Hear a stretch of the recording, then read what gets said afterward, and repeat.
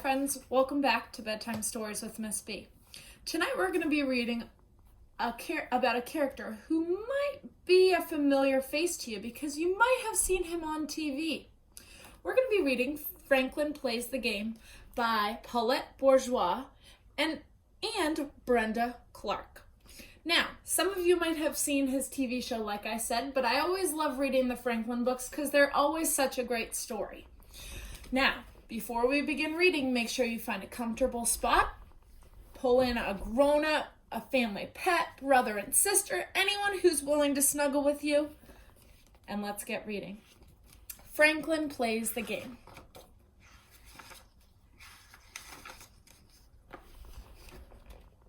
Franklin could slide down a riverbank. He could tie his shoes and count by twos. He could walk to Bear's house all by himself. But Franklin couldn't kick a soccer ball straight. That was a problem because Franklin wanted to be the best player on his team.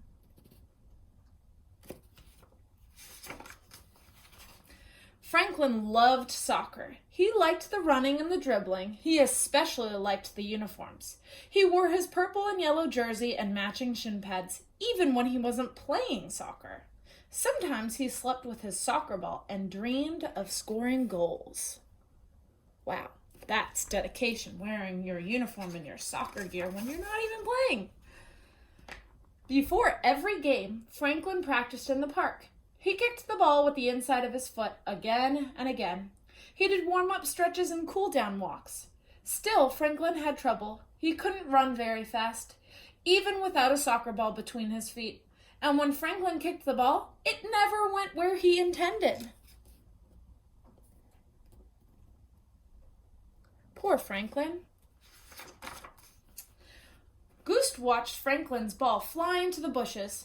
"I'll never score a goal," said Franklin sadly. "Neither will I," said Goose.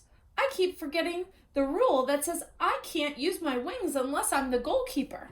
Everybody gets mad at me." Goose showed Franklin how wide her wings stretched.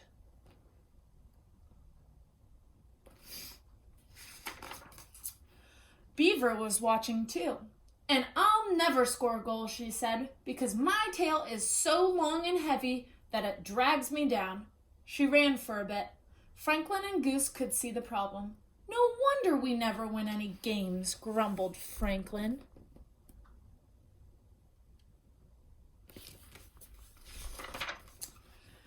It was true. Franklin's team had not won a game all season. Bear's team won every game.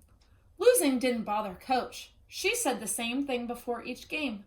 "Let's have fun out there."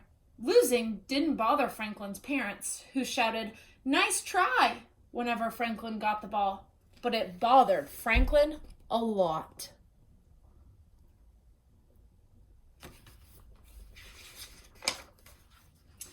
"What's wrong?" asked Franklin's father.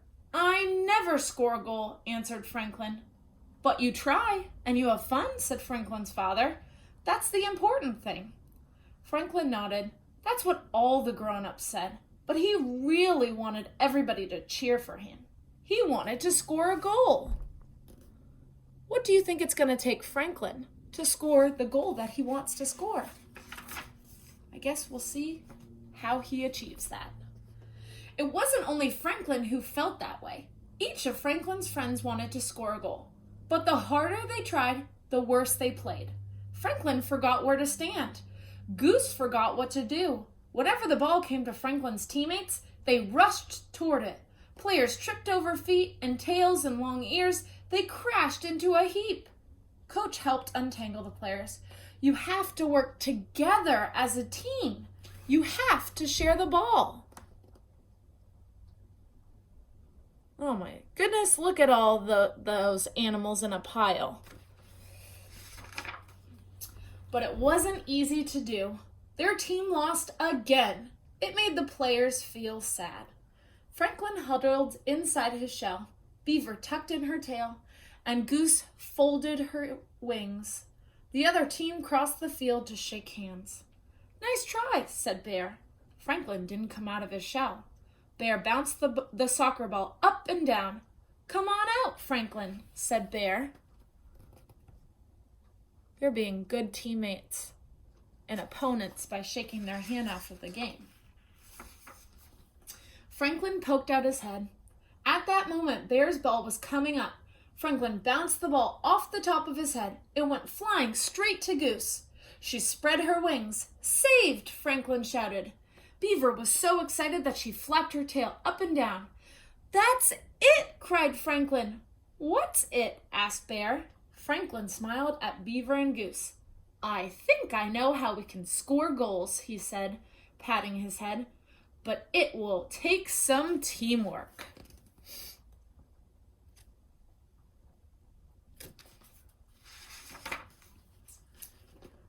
Every day until the next game, Franklin and the team practiced in the park. Coach helped them work on a special play. They giggled and laughed and dribbled and bounced. They played in the rain and slid in the mud. One day, Bear came by. What are you doing? He asked. Just having fun, said Franklin. He could hardly wait until the next game. What do you think their special play is going to be? I'm very curious. It was time for the final game. The teammates huddled together. Let's show them what we can do, said Franklin. But within the first minutes of the game, Bear's team scored a goal. Team, said Coach, it's time for your special play. Goose went into the goal. She used her wings as much as she wanted and made 3 spectacular saves. The crowd cheered.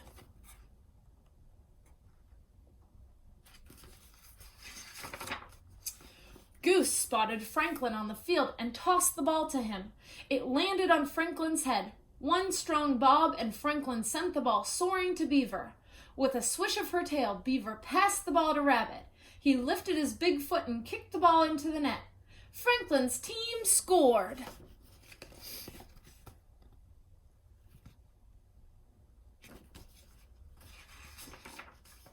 The teammates jumped for joy and hugged one another. For the rest of the game, they played their best. Franklin even headed the ball twice, but nobody on his team scored again. Bear's team scored one more time to win the game. Coach gave all her players a ribbon. You should be proud of yourselves, she said. You worked hard as a team. You all helped score that goal.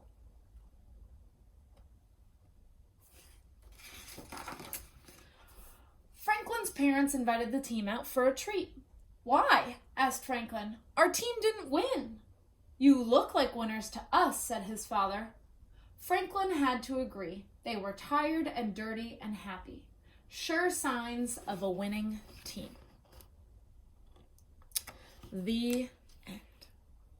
As I always tell my students at school, even whether you lose or whether you win, teamwork makes the dream work. I hope you enjoyed the book. Have a great night. Bye.